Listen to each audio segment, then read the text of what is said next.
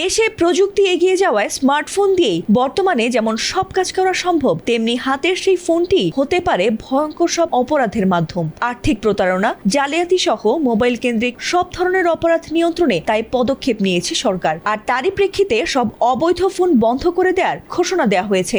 গত 16 ডিসেম্বর থেকে এমনটা কার্যকর হওয়ার কথা থাকলেও মোবাইল ব্যবসায়ীদের আন্দোলনের দাবিতে তা পিছিয়ে আনা হয়েছিল। এবার সব জল্পনাকে পেছনে ফেলে দেশে NEIR সিস্টেম চালু হয়েছে, আর তাতে করে এবার দেশে সব ধরনের অনিবন্ধিত ফোন ব্যবহার করা বন্ধ করা হয়েছে।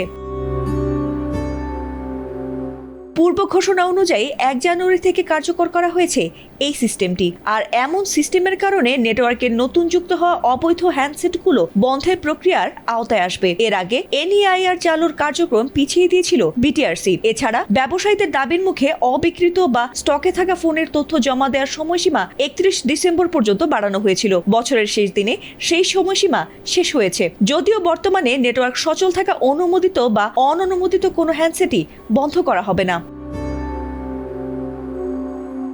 এ নিয়ে BTRC কর্তৃপক্ষ আরও জানিয়েছে, ব্যবসায়ীদের কাছে থাকা অবিকৃত যেসব হ্যান্ডসেটের IMEI তালিকা BTRC-তে জমা দেওয়া হয়েছে সেগুলো বন্ধ হবে না। এটি কেবল নতুন যেসব ফোন নেটওয়ার্কে যুক্ত হবে সেগুলোই এই প্রক্রিয়ার আওতায় আসবে। নতুন নীতিমালা অনুযায়ী প্রবাসীরা তাদের ব্যবহৃত ফোনের পাশাপাশি 2টি নতুন হ্যান্ডসেট দেশে আনতে পারবেন। আর সেসব ফোন NEIR এর নিবন্ধনের জন্য 3 মাসের সময় পাবেন তারা। আর এই 3 মাসে হ্যান্ডসেটগুলো সচল থাকবে। ভ্রমণ সংক্রান্ত নথিপত্র দিয়ে এসব ফোনের NEIR এর নিবন্ধন করা যাবে।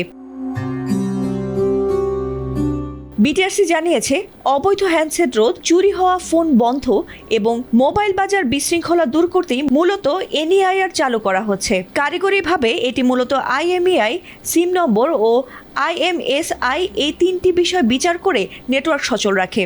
এটি কোনো কল রেকর্ড করে না বা মেসেজ পড়ে না কিংবা ইন্টারনেট কার্যক্রম পর্যবেক্ষণ করে না। তবে NEIR একটি কেন্দ্রীয় ডাটাবেসে ডিভাইস ও সিমকে সংযুক্ত করায় নজরদারির উদ্বেগ রয়েছে। এটি নিজে নজরদারির হাতিয়ার না হলেও সুরক্ষা ব্যবস্থা দুর্বল হলে এটি নজরদারির সুযোগ তৈরি করতে পারে বলে মনে করছেন বিশেষজ্ঞরা।